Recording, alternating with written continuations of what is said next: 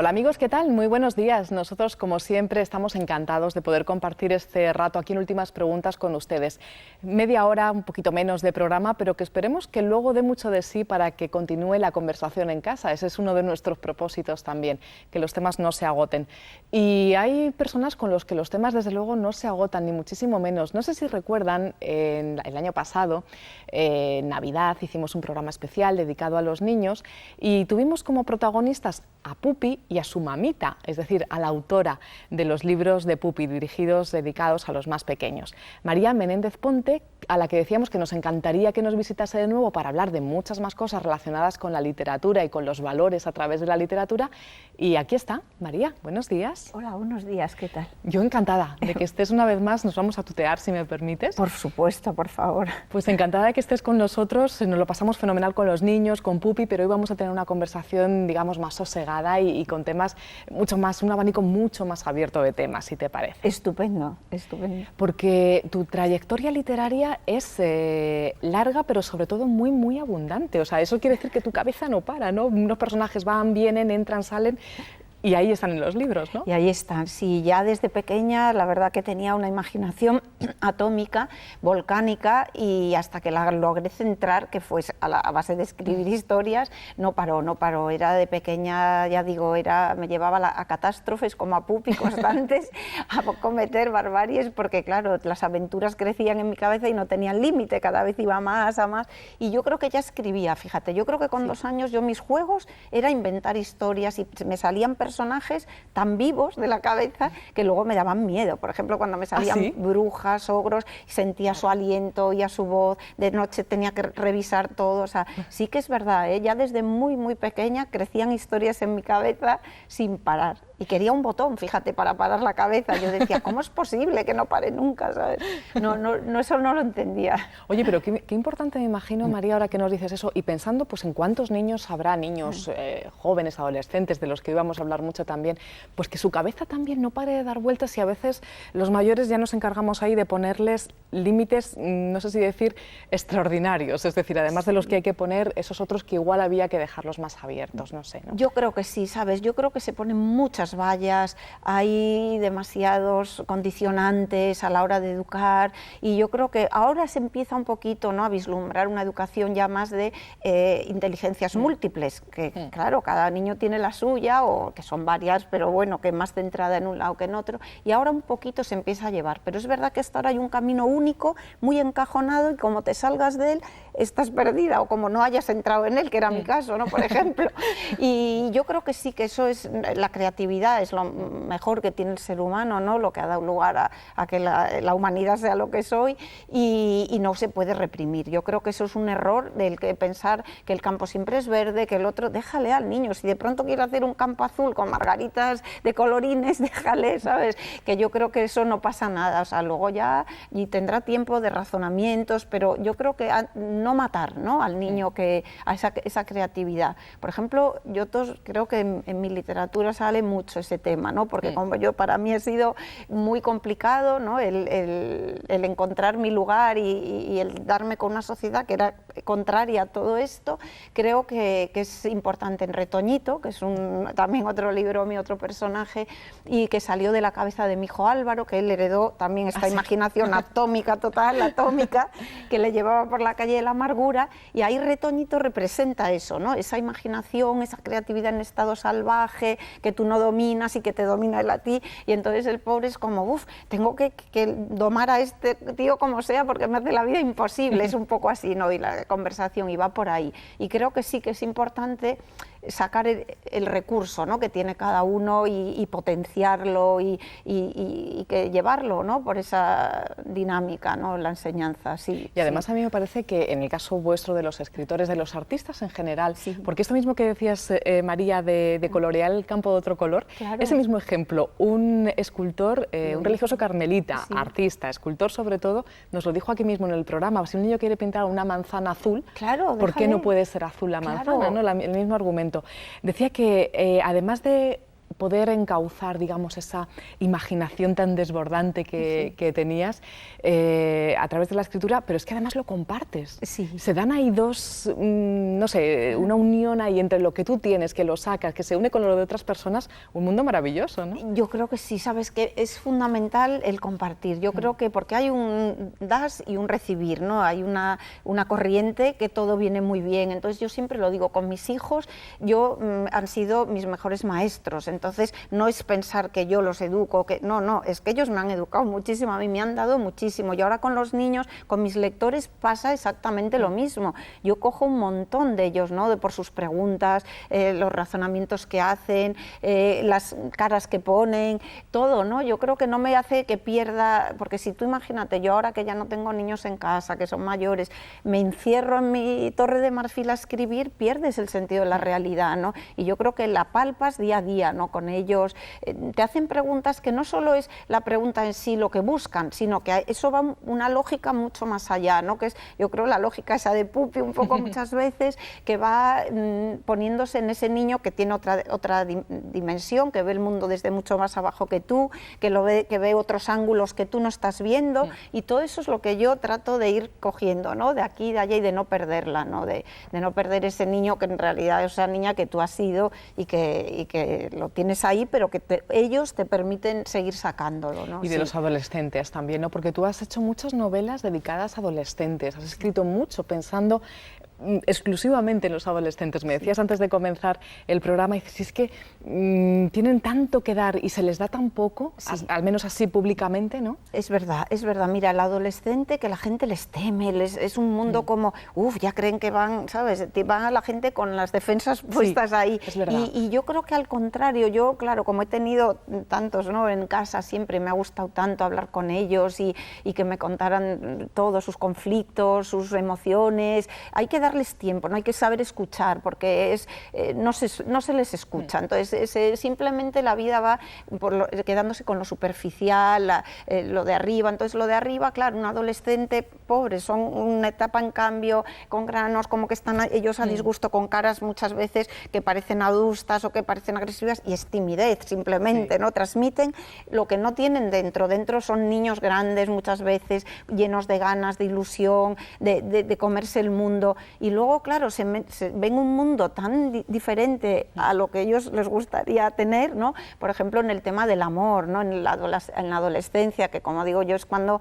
eclosiona ese amor más carnal, ¿no? Más sexual, y ellos hoy en día, claro, les dan un amor de usar y tirar, amor Kleenex, en donde nada permanece, nada tiene huella, todo pasa rápido y sin dejar un rollo rápido, y entonces no están contentos con eso, ¿no? Pero por otro lado no saben cambiarlo, no cambiar tampoco, ¿no? Si los demás lo hacen, yo lo tengo que hacer. Entonces, ¿cómo sales? ¿Cómo cortas ese círculo?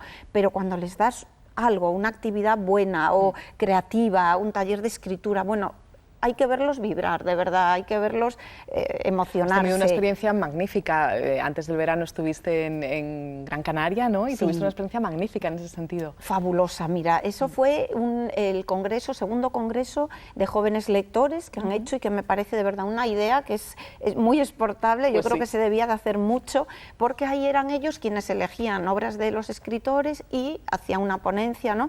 Y las ponían luego en público, luego tenías un diálogo con el propio escritor, luego se ponían en común en distintos trabajos, y fue, bueno, tan enriquecedora, de verdad, ver a esos chavales ahí subidos con un desparpajo estupendo, cómo se expresaban, qué cosas tan creativas, ¿no? Por ejemplo, a la vez que iban haciendo la ponencia, pues unos ponían una pantalla con un vídeo que habían hecho con cómic, por ejemplo, todo siempre relacionado, ¿no? Con la novela, algo que ellos habían visto que les había llamado la atención, pues eso, en Nunca seré tu héroe, que el personaje hace cómics, pues entonces iban en una pantalla pasando cómics que tenían relación con lo que ellos iban contando. En Maldita adolescente hubo uno que iba recitando poema de Machado, que aparece en el libro, y el poema de Iván, que había hecho Iván poemas, y iba otra tocando con la flauta una melodía preciosa que había compuesto ad hoc para hacer eso, ¿no? tantas cosas de verdad salieron ahí tan valiosas y tan bonitas que, bueno, no sé, yo vine llena de vida con esto, de verdad, me aportaron mucho. Ojalá se hagan más. Decías antes, María, que los adolescentes tienen mucho en su interior. Es que a veces yo creo que no conocemos bien el interior de un adolescente. Tienen mucho, pero sin embargo se encuentran con que les proponemos otras cosas que no cuadran, pero bueno, al final las tienen que coger porque es lo que hay.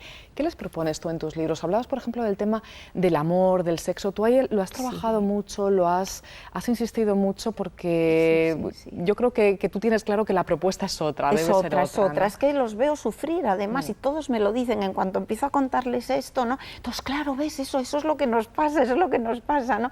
Y las chicas buscan, bueno, chicas y los chicos, ¿no? Pero yo creo que hay también ciertas diferencias, que a veces nos empeñamos en que todos somos iguales, en igualar sexos, que yo creo que también ha sido otro error estos años, ¿no?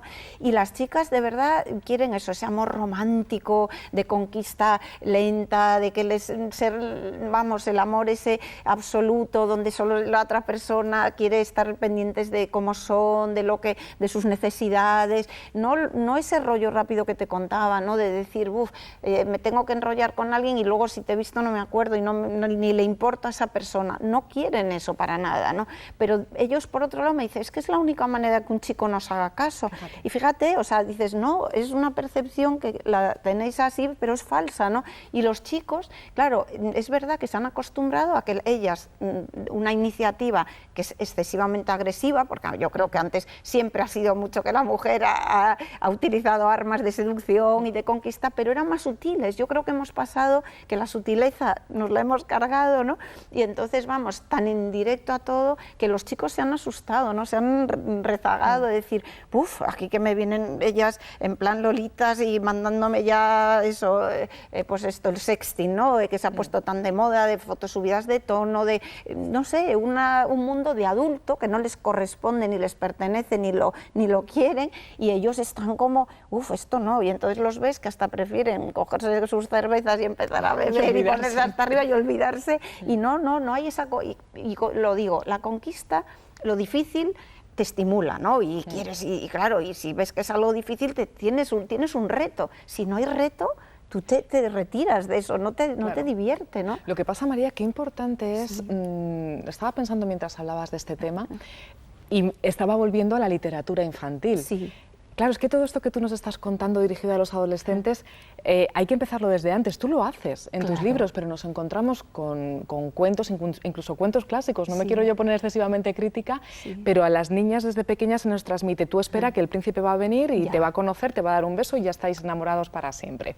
Es un poco lo que se transmite. Es verdad. En las películas, en las series, es otra cosa. Entonces, claro, cambiar eso luego en la adolescencia, qué difícil si les hemos estado transmitiendo otra cosa. Tenéis un papel ahí magnífico vosotros. Claro, pero yo creo que es que ya de pequeñas, es que yo creo que se ha confundido, ¿no? La agresividad y la rapidez con el feminismo, o sea, quiero decir que yo no creo que el hecho de que conquistes, creo que es bueno, o sea, que la mujer no sea un objeto aquí de decoración que esté esperando que le venga el príncipe azul, ¿no?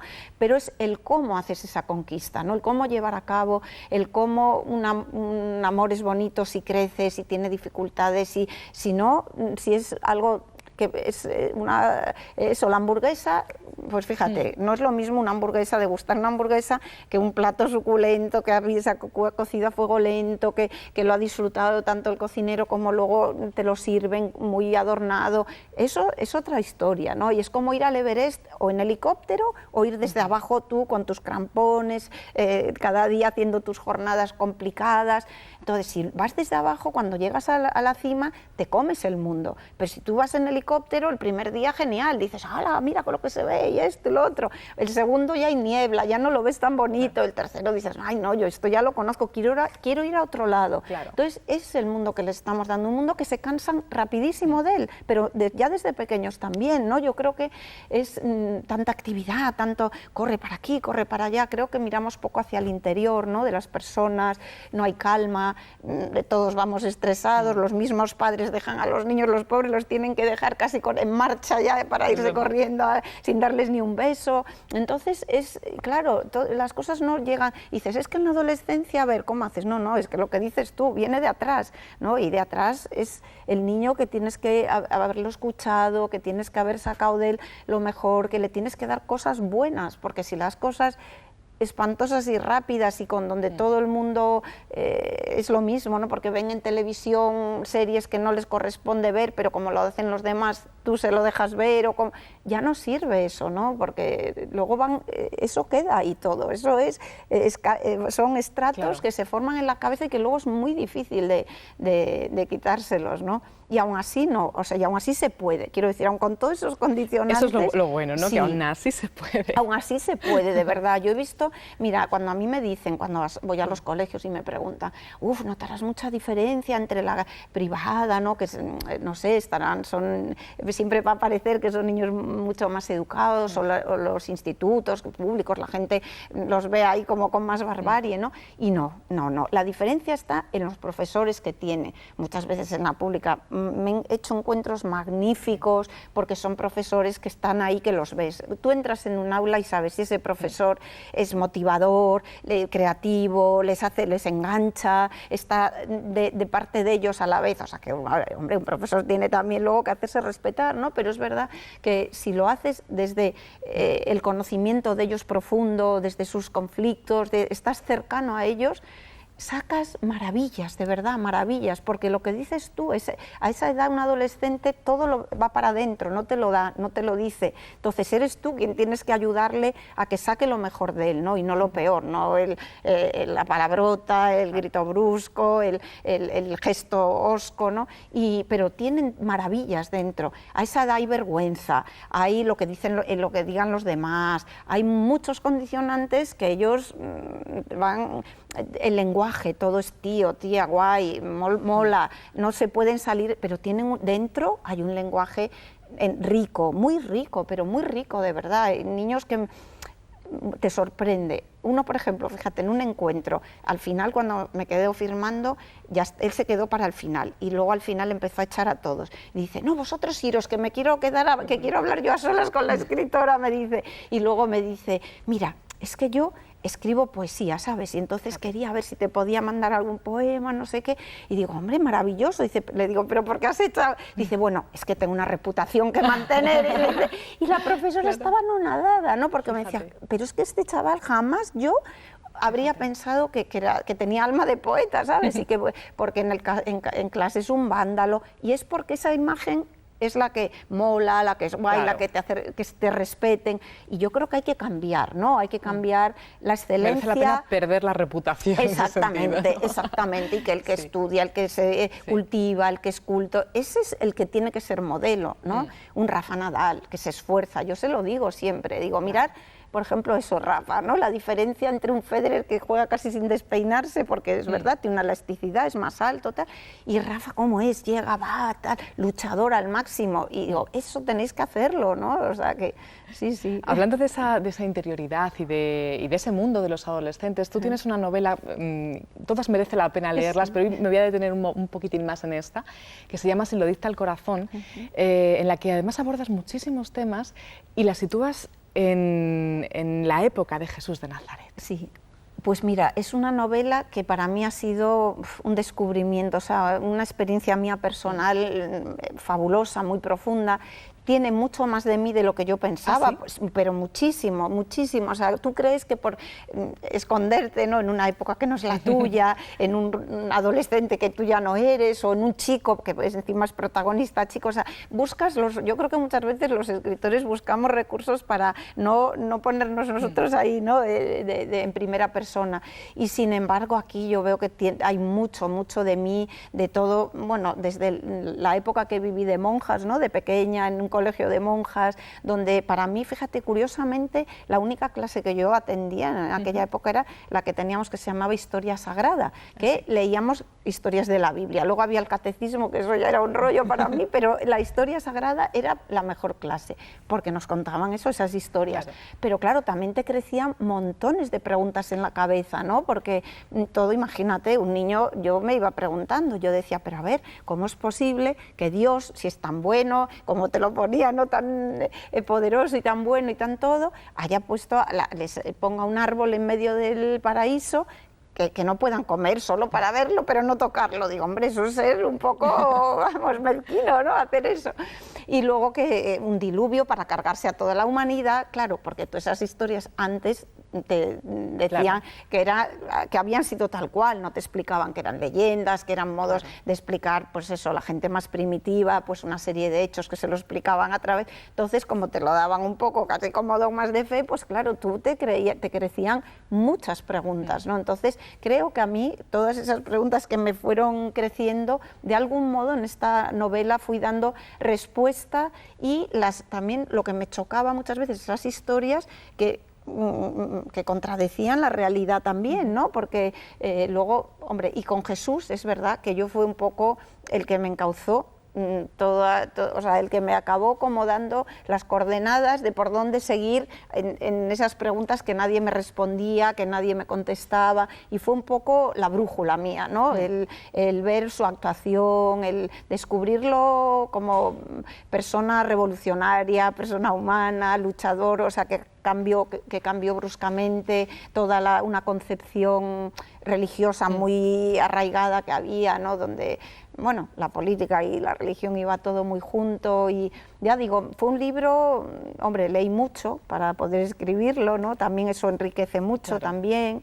Y bueno, ahora la verdad que es un libro que me ha sorprendido también la respuesta del lector, ¿no? Porque además la propia figura de Jesús, obviamente, al adolescente como tal, le seduce. Sí. ¿Verdad? Es que Jesús, lo digo siempre, eso es, todo lo que tiene el adolescente lo tiene la figura de Jesús, que es la rebeldía, el luchador, el no importar y el ir de frente, porque fue de frente y así, claro, así se lo cargaron, ¿no? Demasiado evidente todo. Y con mucha pasión, con mucha emoción, las injusticias. A esa edad los adolescentes les revelan las injusticias, no pueden con ellas, quieren lo auténtico, lo verdadero, no pueden con las apariencias, con lo falso. Fíjate, y es todo lo que realmente era Jesús, ¿no? Vino a cargarse ese mundo de apariencias, de falsedad, de que, bueno, parecía que sí, o sea, todo, si no cumplías a rajatabla el Levítico, todas esas normas tan rígidas, pues no entraba en el reino de Dios, cuando él veía que eso era todo lo contrario, ¿no? Que eran normas que atentaban contra el ser humano, ¿no? Qué disparate, imagínate que alguien se pusiera enfermo y que el médico no lo pudiera curar en sábado, o que eso, como dice la Biblia, se te cae una abeja a un pozo, ¿cómo no vas a sacarla, ¿no? O que un sacerdote no pudiera tocar a un enfermo, porque si luego iba a oficiar una ceremonia religiosa.